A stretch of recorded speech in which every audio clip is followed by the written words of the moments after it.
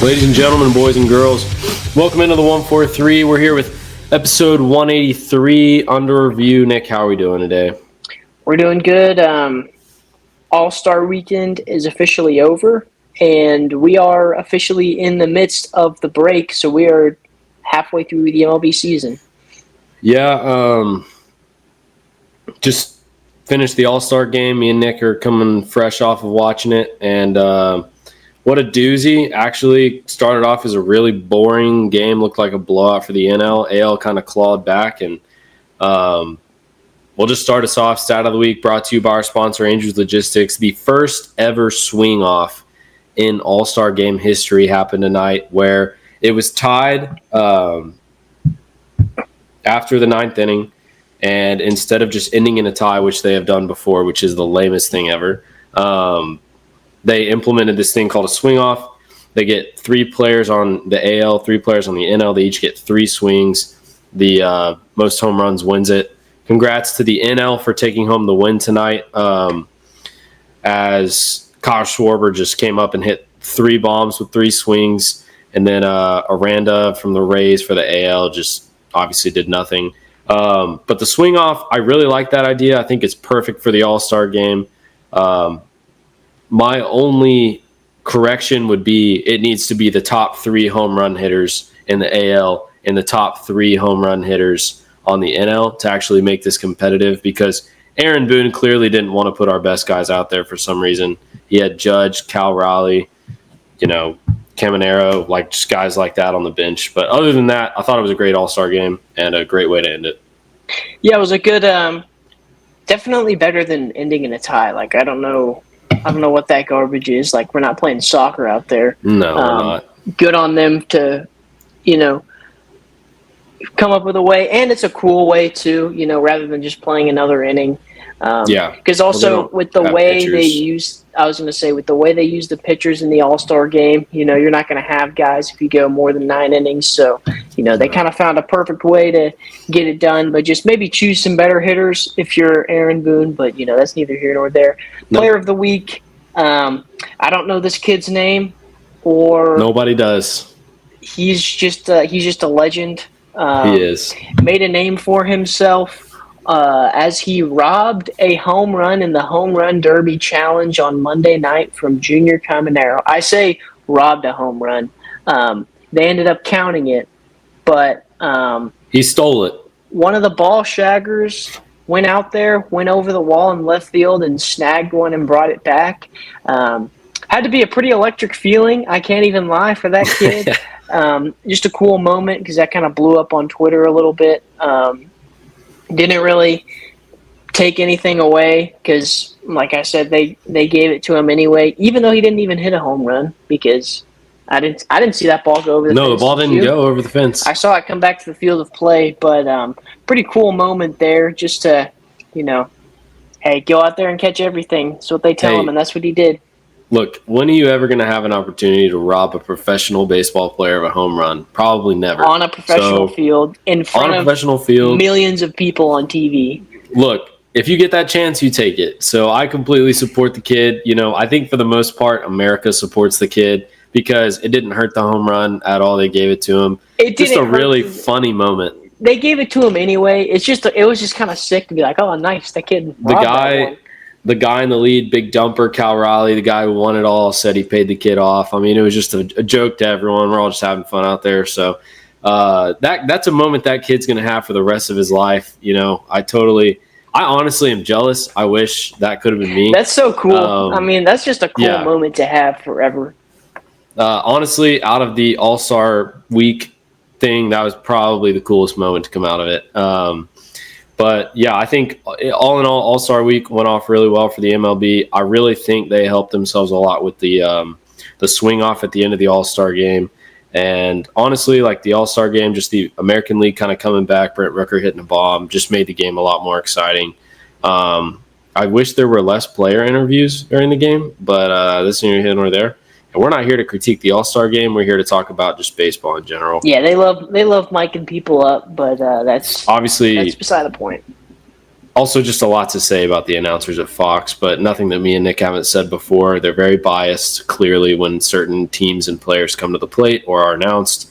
So that, we're not going to talk about that right now. I'm sure when the postseason rolls around, we'll have more to say about that. But mainly when the Astros are playing on Fox. But we're going to talk about just baseball season in general. This is kind of your midseason update.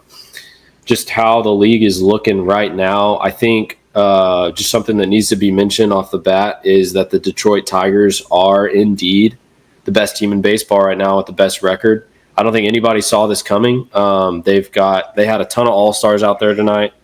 They've got the best pitcher in baseball right now in Skubal dealing.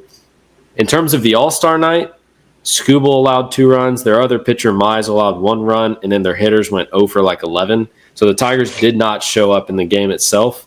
But season-wise, I think the biggest shock of the season so far is just that the Tigers are absolutely rolling. And guess where their first stop is after the break, Nick? Tejas.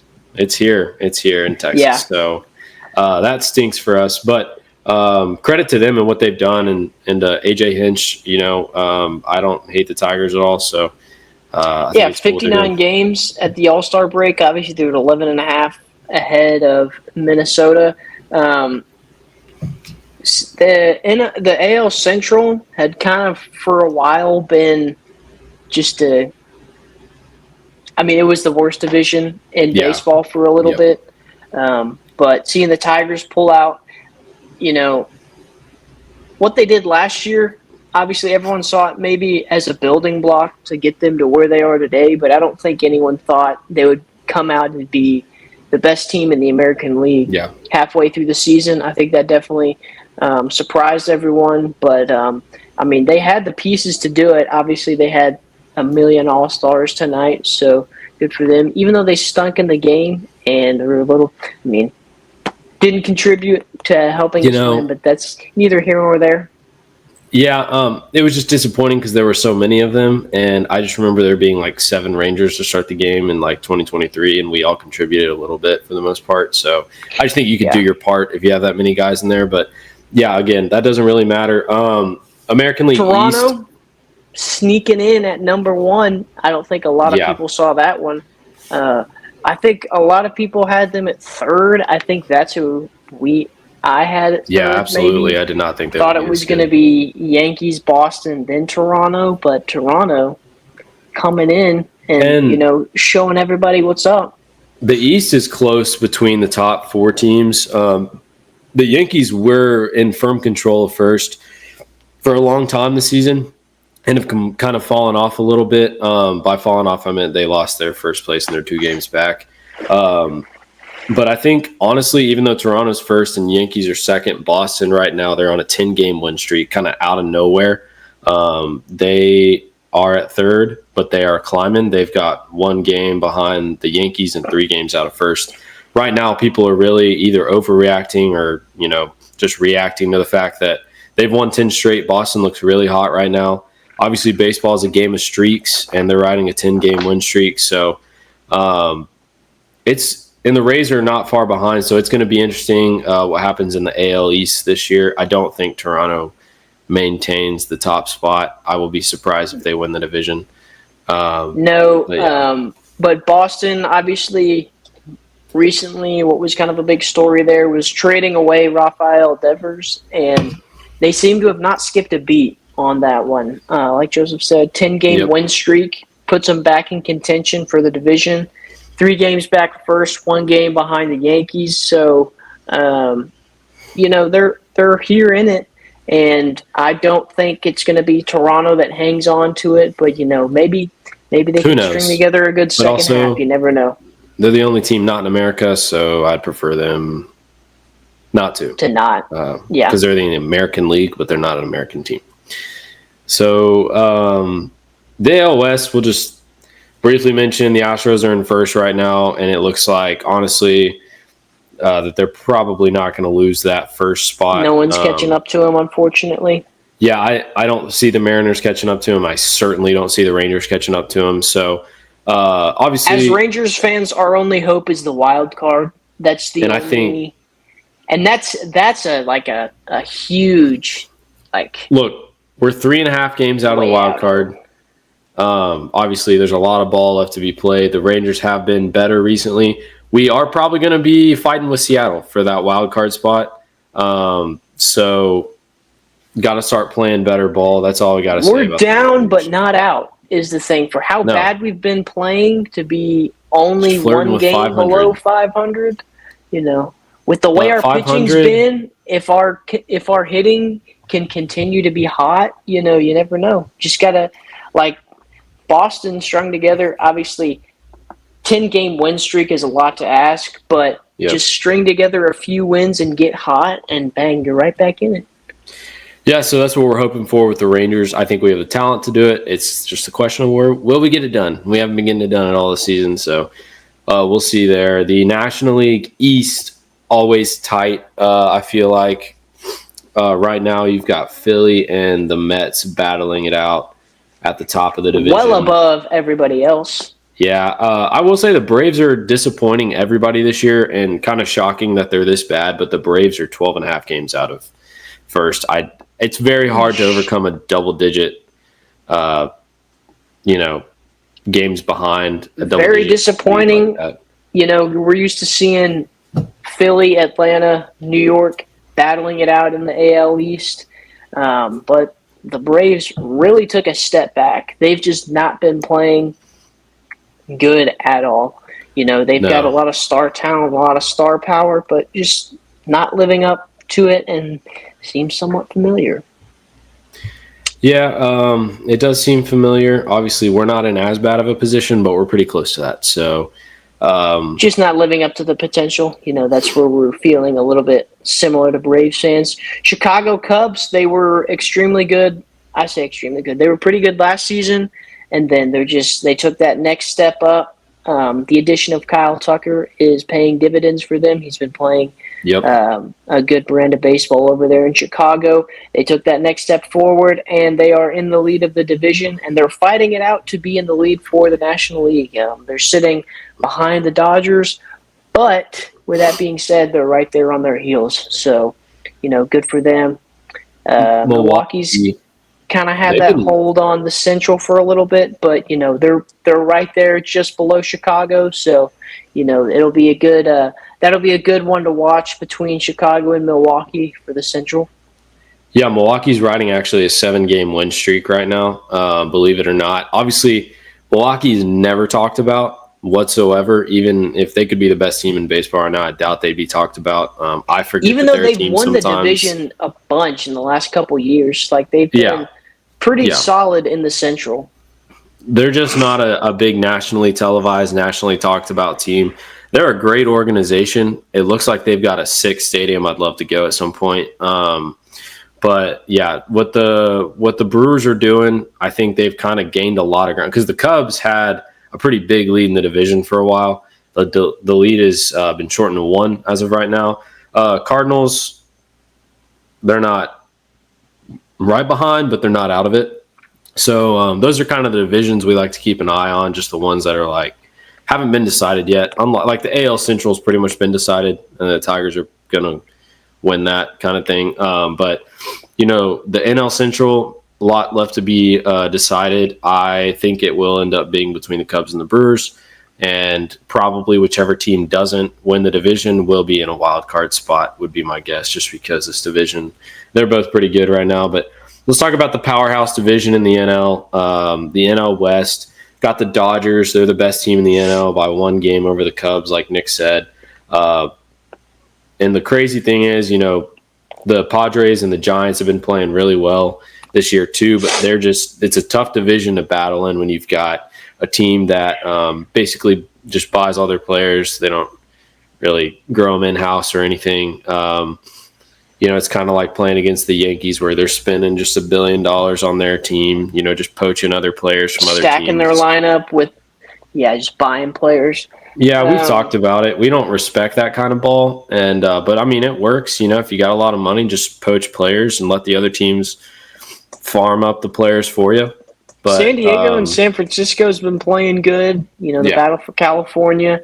It's just tough to compete with the Dodgers, unfortunately. They'll be duking it out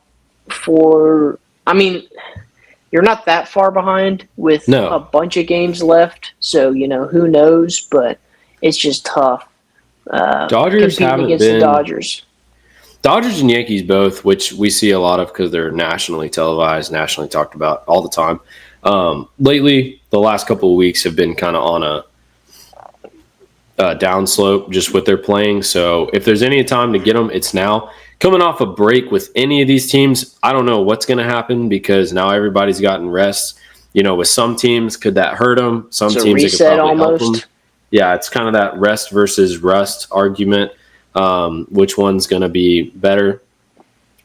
With the Rangers, who are just hovering over 500, we just have no idea. I wouldn't even say we've been hot coming into the break, but I wouldn't say we've been cold coming into the break. So I don't know. We've just been average. Guess you look at teams like Milwaukee and Boston, who are riding, Milwaukee a 7-game win streak, Boston a 10-game win streak, and so you're going to be looking at them just because they've been so hot.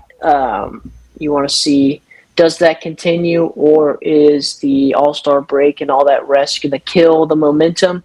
Who knows at that point. I think it's really cool this season, though, because other than the AL Central and the AL West, the other 4 divisions are still very much within reach for at least 2, if not 3 of the teams in the divisions. So it's going to come down to the wire, I think, at the end of the season for at least half of the divisions in baseball. And that's always exciting. And maybe, the AL West, let's just say the Rangers win all of their games in the second half of the season, and it's ours. But other than that, I think the AL West is pretty much decided. So, you never like giving credit to Houston. It's just tough. So we won't. We'll just move past it. We're just looking at the wild card spot. That's what we're looking at. Yep. Get us in. Just get us in. Just a seat at the table, just a ticket. That's all we're asking for. Amen. But been a good season so far. We can only hope. We can only hope. Amen. But here's like to end our shows in under review. Brought to you a quote from the Babe Ruth, and he said, "It's hard to be the person who never gives up." Ain't that the truth? And the Rangers are not going to give up. Hopefully, even though sometimes it seems like the players already have. So, thank you for listening this week, and we'll be back with you next week with another episode of Under Review.